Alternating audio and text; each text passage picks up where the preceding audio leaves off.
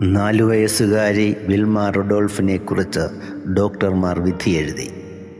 Polio ബാധിച്ച അവൾ ഇനി ഒരിക്കലും നടക്കുകയില്ല എന്ന്. എന്നാൽ പോളിയോ ബാധിച്ച കാലുകളുമായി 13-ാമത്തെ വയസ്സിൽ അവൾ സ്കൂളിലെ ഓട്ട മത്സരത്തിൽ പങ്കെടുത്തു. പരാജയപ്പെട്ടു പോയപ്പോൾ ആശ്വസിപ്പിക്കാനെത്തിയ അമ്മയോട് അവൾ പറഞ്ഞു, "അമ്മ തളരണ്ട, അമ്മ നോക്കിക്കോളൂ, ഒരു നാൾ ലോകം മുഴുവനും എൻ്റെ ഓട്ടത്തിന് വേണ്ടി കാത്തിരിക്കും." നിശ്ചയദാർഢ്യത്തോടുകൂടെ തൻ്റെ പരിമിതികൾക്കെതിരെ പോരാടിയ വിൽമ റൊഡോൾഫിന് മുമ്പിൽ കാലം കീഴടങ്ങി. 1960 ഒളിമ്പിക്സിൽ 100 മീറ്ററിലും 200 മീറ്ററിലും 400 മീറ്ററിലും ഗോൾഡ് മെഡലുകൾ നേടിക്കൊണ്ട് അവൾ ചരിത്രത്തിലേക്ക് നടന്നു കയറി.